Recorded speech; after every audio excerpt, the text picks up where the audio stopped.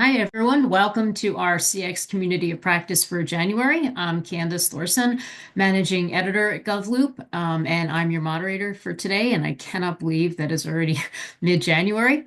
So our topic is understanding your constituents' digital experience.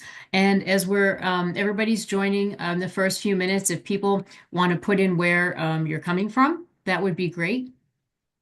And also, so we have an icebreaker too. So when you're putting in the chat where you're coming from, we're also curious, like, what's your favorite way of communicating with government? Or it could be with like a private entity too. So in other words, like, because we talk about all the different ways that we can reach out to the public and stuff, but do you prefer personally to interact by text message, or is email your thing, or do you prefer voicemail, or do you get really excited when a hard copy letter comes in the mail? So like, what's your preference?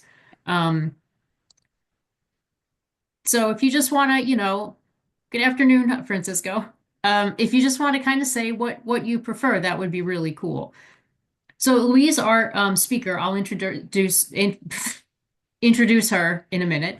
But what's your preference? Do you have one? Uh, Email. Mine. Oh no, I'm looking. Well, I'm looking Oh, in the sorry. chat. For me, it's Yeah, go text. ahead. I apologize. No, for me, it's text message. I'll text message all the time. Yeah, yeah. Text message. Yeah. Um, there's a lot more email than I thought, actually. See, the problem with email is that I like email, but it tends to get lost in my inbox, or I tend to ignore it. Phone conversation and text. See, as an example, like I live in New York and the DMV in New York, they'll send me an email and they'll send me a text telling me that I have to do something like renew my registration or something. And I read the emails. I just don't seem to act on them. But when they send me the text with the link that tells me that connects me to the website and I register and pay or whatever, and literally it takes like 2 minutes, that I act on. So that's why I've decided that I love text message. Text message, phone conversation. Although I will say I do really like phone conversations, and I forgot to mention that actually in on the slide here, because sometimes just talking to a person can resolve your issue so much faster than if you had to, go through sending an email and the whole process. If you just asked somebody a quick question, it would take like 30 seconds and your problem would be resolved. So we could just give everybody like a couple more yeah. Yeah, schedule at my home like both. Yeah. Yeah. Yeah, that's a good point about links in the text messages or emails. The emails I like never click on links. That's actually a good point. Um, but yeah, text messages, I guess. Yeah, I don't know. I guess if they yeah, that's a good point though. But I do never click on links in emails and try to tell my mother not to, although that's not an easy thing.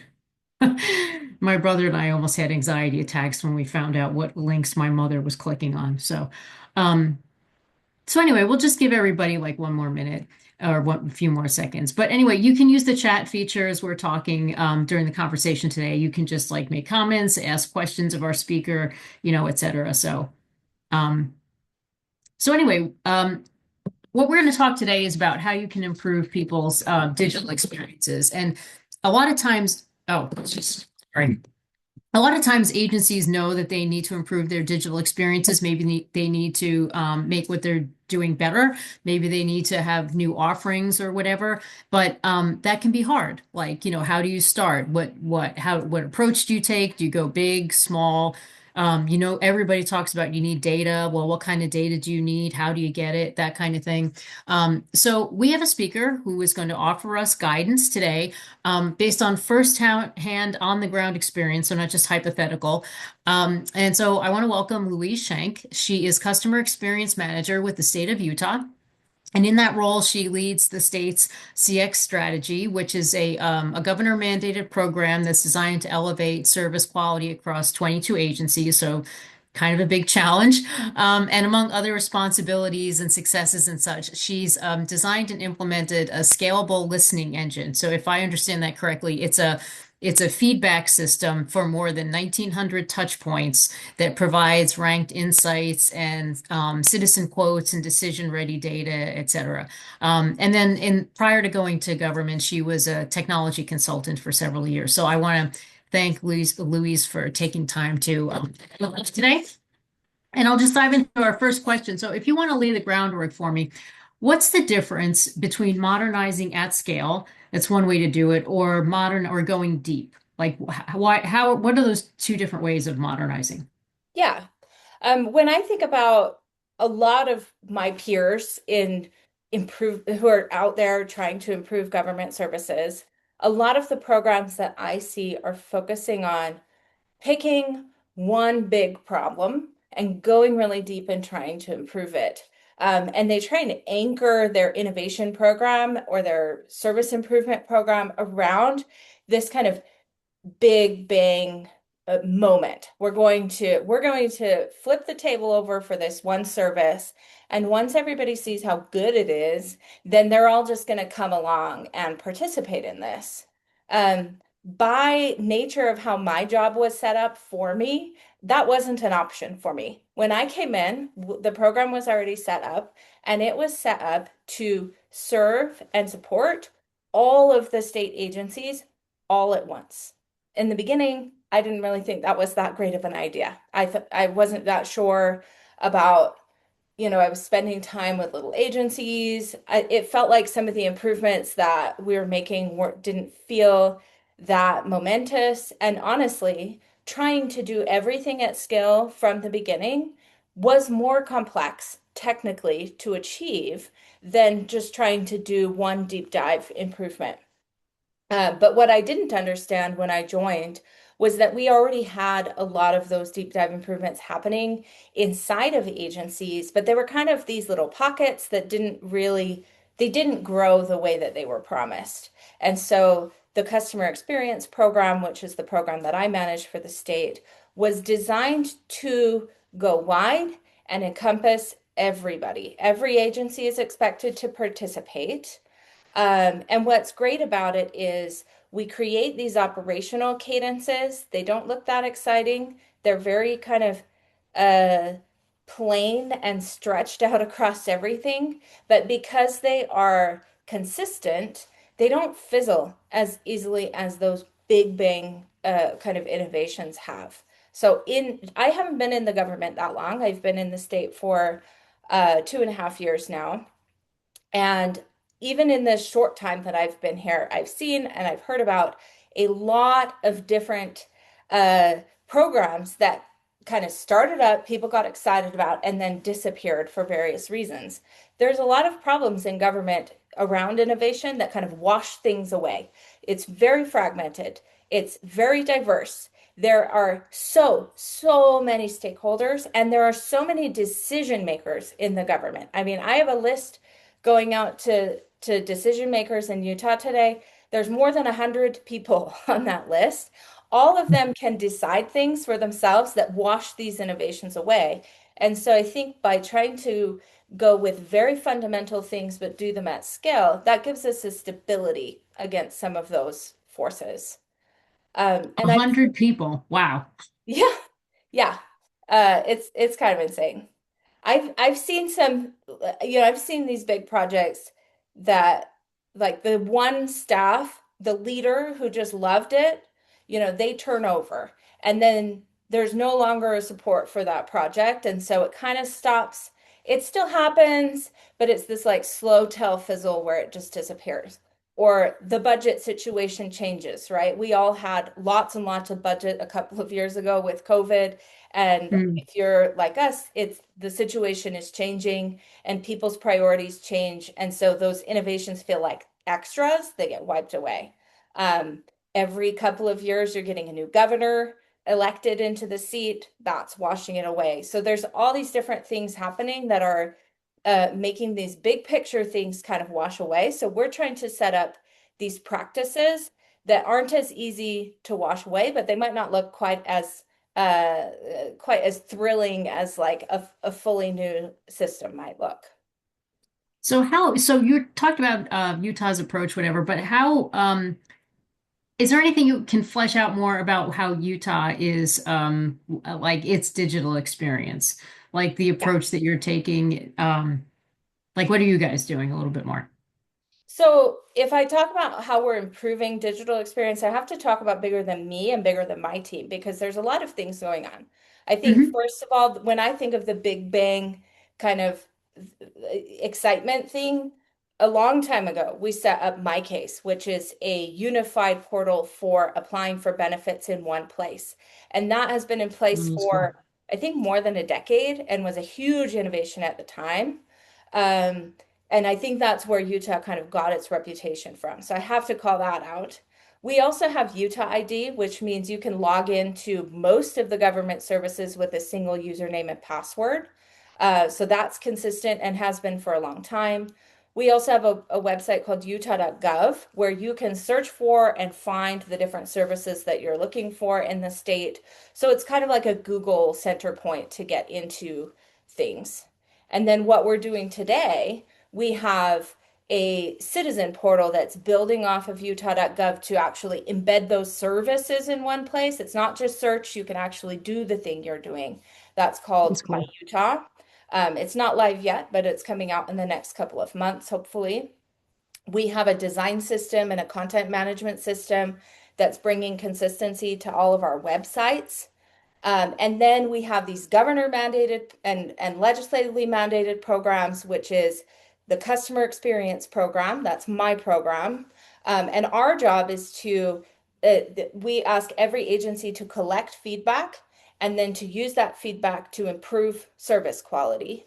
And that has been housed under a bigger governor mandated program called GRIT, which is asking agencies to just make process improvements across the board, not just to service quality, but across the board. And so now we're kind of part of that initiative. So we have a lot of different things going on. I think a lot of people will be able to resonate with kind of all those different fingers in the pot and what's going on. But my responsibility is the customer experience team. And with that, we it's my job to make sure that every agency is listening to customers and that they are paying attention to what they're finding from them and taking action Mhm. to improve their services. So we have a relatively broad mandate, even inside of all of those things that are going on. So you just segued really well into my next question is how do you guys listen to constituents? Like what tools and techniques do you use? Because you do need hard actual data instead of just operating on hunches and guesses to find out what's actually going to work. Right, yeah. So we have in the CX team, we do three different things. We listen, we provide support. So if somebody just told you they're having a problem, often like you want to go out and help them, right? Like, and that person wants to get help. So we also have an engine in place to support people after they've asked for help. Although we are not like the call center, this is more related to listening with surveys. And then we have an improvements engine where we're tracking what we hear and what we improve.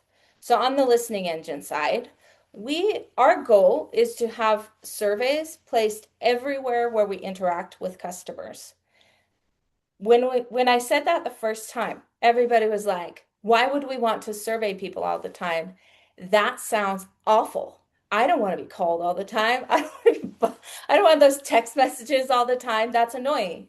But the fact is, people do want to give us feedback, and if we make the experience of giving us feedback not like the experience of having your nails pulled off of your fingers, then people are excited and willing to do that. And so we changed the definition of what a survey is kind of mid-flight through this program. Initially, the surveys were 20 questions long, and we were thinking about how do we not bug them all the time? And I said, why don't we change this to a 3-question survey? It feels more like a like button placed everywhere across your experience, and you can choose to engage or not, but you know that you have a place to share your feedback when that feedback comes along. So if I'm walking down in Utah, the liquor stores are managed by the state. So if I'm walking down the aisle of the liquor store and I cannot find the vodka that I wanted to buy, I should have a place there to provide that feedback right there on the aisle. And if the question is related to the situation I'm in, I'm much more likely to answer it. So if I'm on the vodka aisle and I see a sign that says can't find the vodka you're looking for, I'm much more likely to scan that QR code and actually give feedback. So over the past year and a half, we've been working on transforming our surveys into these 3 question surveys that are just very quick, very much in the moment, but placed everywhere we interact with customers. And That's awesome. we're certainly not there yet. We've mapped out 1,900 places where they could go. We probably have more like 1,000 in place at the moment, but that's still quite a bit. So, So I think that's a great idea because the idea of like 20 questions is just nobody's going to do that. I wouldn't do no, that. I'd hit the delete button. So, no, so my question is, so there are no open-ended questions at all. So they're just like three, there are. thumbs up or whatever options, right? So the 3 questions are these. First, we ask a satisfaction question, a 5 point satisfaction question. How was it? And then Hmm. we use the information about where it was placed to know what they're talking about. So we don't include that wording in the question. It just makes the question more wordy. We include that kind of in the back end data that we're collecting. So how was it? The second question is a multiple choice question. If they gave us a good review, we frame it in a positive way. If they gave us a bad review, we frame it in a negative way. So in the negative way, we would say, what went wrong? And then we'd have Hmm. a list of things that could have gone wrong in that experience. And that list, agencies are allowed to pick anything they like for that list. And so that list is where it becomes very dexterous. We can, if they wanted to ask 20 questions, like one about how kind were the staff and how well did they listen and how, did they say these words that we expected? It We take all of those questions and we turn them into multiple choice options in that second question. And then in Hmm. the third question, that's an open text question where they can expand on it. And because they've already kind of qualified their answer, they've also seen through the multiple choice what we're most interested in learning about or what we have the authority to actually change. Often they're Hmm. expanding on that multiple choice question with more in the commentary. So we did do testing on it. I can't remember the exact number, but it increases having it be really short like that increases the amount of people who actually share long form comments. And Yeah. comments are really where the value is. All that other stuff just helps us kind of sort and know where to look. And the comments help us know what do we actually need to do now? Where do we need to put our, like, where do we, what can we change or how can we improve things? And I just have one last question on the surveys, but as far as the QR codes, I know I personally am not coordinated enough, apparently, to line up the Q. I cannot get a QR code to work for any reason whatsoever.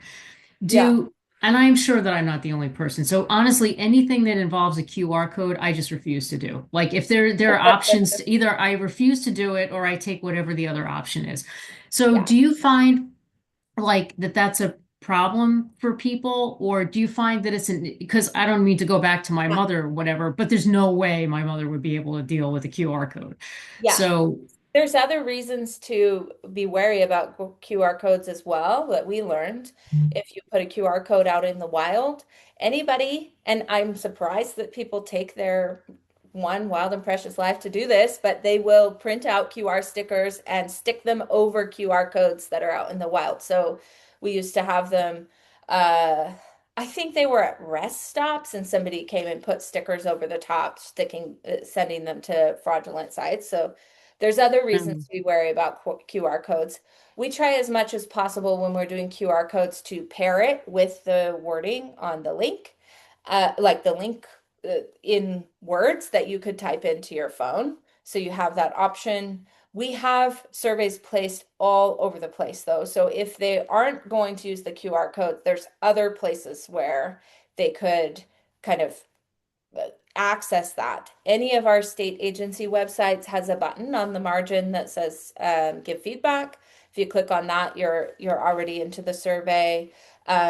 But we're also placing them right in the moment in digital experiences, or we're sending a text message. If you've called one of our call centers, we're sending you a text message afterward. We have a lot of different ways to deliver them. So the QR codes kind of those are for the in-place type things where we're not able to intervene in the digital experience. So Um, so the survey thing really fascinates me. So, what agencies and stuff often learn from best practices and what other the experiences of other entities. So, what best practices would help agencies who are trying to make like at scale kind of improvements? What do you suggest that they do? well, I think that collecting the data is one thing. We did that for a good long time before we realized that if we need to be very consistent in our data so that we can own it and manage it, and so we can deliver it into the right hands at the right time. So right now, a lot of what we're working on is managing our data. That's one of the reasons why we changed to those new questions, because it's easier for us to create a unified data set where all of the surveys in the state come together in one place through that consistency. And because that's consistent, we can also set these rights where we say people in this agency can see all of the data from this agency, so we can create these practices where people can see the data. We've created dashboards, email reports. We're working on other things where you get alerts, but we can create that one time. And those are innovations that help everybody in the state. When we weren't Mm, managing our data correctly, we started doing some of that stuff to try and activate our data, but we had to do it in a very ad hoc way. We had to build every single dashboard anew because all the questions were different. Or we had to build every single report anew because everything was really different. And with the new data set that we have, we're able to kind of build those practices, but then scale them very quickly. So that's the hmm email list that I was talking about with 100 people on it. We're setting up our automated reports today. And the first one for the year is going to be going out to hundreds of people. They're not going to see a state dashboard. They're going to see an agency dashboard for only their agency and only their area of purview. But because we have all of our house in order, we're able to kind of do those practices really well. So I think that best practice for us is being consistent about the data and using that consistency to make sure everybody has access to it and that we can really activate it, put it in their pockets for the meeting that they're having or for the conversation that they're having, that they know where to go to get that data all of the time. Yeah, so you're not reinventing the wheel every time. Yeah. So, Yeah. because for the amount of agencies you deal with, that's just not cool. Well, and that's kind of how government works, right? It's Yeah. scaled and it's diverse. So we tried to design something that would serve all of our needs despite that diversity. I don't know if we design programs for that often enough in government. So, you've been doing this and it's been a significant undertaking. So, what are some of the lessons that you've learned? Like, what are some of the things that you're really proud of that you've accomplished? Maybe, or maybe things looking back like you wish you had done differently. Hmm. I think I'm most excited about um I've when I came in and when I started, I was looking at all these diverse things and it felt like this big mountain of work to do. And I've been getting really excited about finding opportunities that seem so small and simple that we've been able to scale because there are consistencies, but you have to understand government well to be able to see the space for those consistencies. For example, one of them, when we have a holiday, I walk past the DMV office here and there's like someone prints out a sheet and it says the office is going to be closed on Martin Luther King Day. I'm like, wow, somebody 12, 13 times a year prints out that remembers, oh, we got to get that out, prints it out, types it up on their own computer, prints it out, and goes and hangs it on the door, not just at this office, but all 20 offices in the state. And that's just the DMV, right? We have other types of offices. We have driver's license offices and health offices and things like that. So Mm. we created a banner system where you can schedule, and they weren't communicating on their website at all. So we created a banner system where you can schedule those holidays all in advance. It is scheduled to just pop up at the right time, and we do everybody all at once at the beginning of the year. And so that's Huh. just happening for them. It's so simple. It's a very simple thing. But if you've ever walked into an office on a day that it was closed and expected it to be there, you've wasted 2 hours of your life potentially. You Huh. work off, you drove to the office, right? It's actually a big impact. So, it's simple things like that that I get really excited about. The other one is we're working on getting, because trying to get a picture of everywhere where you can make an appointment. And when we have that, we're working on making sure that you will always get a reminder before your appointment at the same cadence. And this is where the stuff we do in CX can tie into the things that the rest of the state is doing, because the new citizen portal will have that messaging capability. And so we're going to be able to tie those things together. We know that the reminders are important. They know they have the ability to send it, and we can tie it all together to this really consistent experience when you're dealing with the government. I'm telling you, this is not the government, but just I can't tell you how many doctor's appointments I would miss if I didn't get a reminder text message. I think I'd miss like every one because I Right? get those little cards. I take those little cards with me, but I don't know what I do with them. But anyway, but I like This this the is what makes idea me that good at my job is that I miss the appointments. I forget the thing. I just and so it's I'm like the least responsible person when it comes to all those things. And so it's easy to see those opportunities for me. it's bad. Yeah. And I like the thing about the scheduling the banners and stuff because not only do people forget, so you can drive to wherever and the office is closed, but sometimes to be truthful, the what gets typed up or sometimes handwritten or something does not look, it doesn't make a great impression, to be truthful. Right. Not that that's, the end all be all or something. The most important thing is to communicate the message that the office is closed, but it does make an impression. I mean, you want something that looks decent. And sometimes I think and not just government, you go to somewhere and there's, some sign that's put up and it just looks abysmal, and it's a small thing, but it does make an impression. So if you had to leave, and I can't believe we're like 2 minutes before the end of the session, but if you had to leave everybody with just two takeaways, what would you want them to know? So I think one thing is do the boring stuff. Because it's the boring stuff that it makes the bread and butter of what we're doing. Think about the opening hours. Are we communicating them well? Are people able to search for it? Do people understand the name of the program that you're trying to advertise here? Like there's a lot of boring stuff. We need to do it, but also celebrate it. I try and celebrate those things with our agencies as much as possible so they see that even doing really simple things, it can have a huge impact and it's worth it for them to take the effort and do it. And then we've talked a lot about going scale, like trying to do things at scale versus trying to go deep. If you're in a program where you are going deep, look at what you've done, think about where that best practice could scale, one thing that could scale, and then try where other people could apply it. Try and ask other people to apply it. Say, hey, we did a user test and we found that this wording versus this wording works way better. It makes sense for you to do that too. Do you want to do it?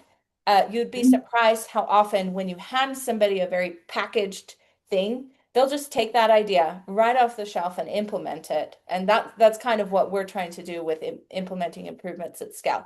Hand ideas off the shelf, um, and see how far they can go. This has been great. I really enjoyed this conversation. I think based on some of the comments in the chat, other people did too. So I just want to thank you so much for taking time out and sharing your insights. Yeah, thanks Um, for having me. I just want to give everybody our next our next networking chat.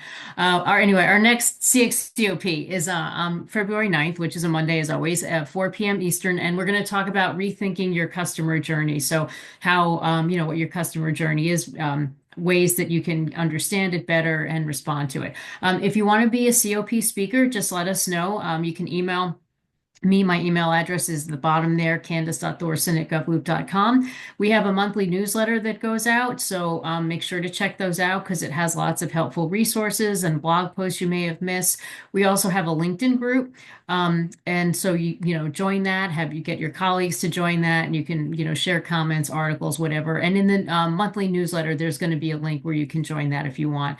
And then if you have ideas for what you want us to cover in these sessions, just email me and we'd be pleased to investigate that. So anyway, thank you again, Louise, for taking time. Thanks to everybody for spending half an hour with us. And just want to say on behalf of GovLoop, we really appreciate everything you do all the time. So have a great afternoon, everybody. Bye bye.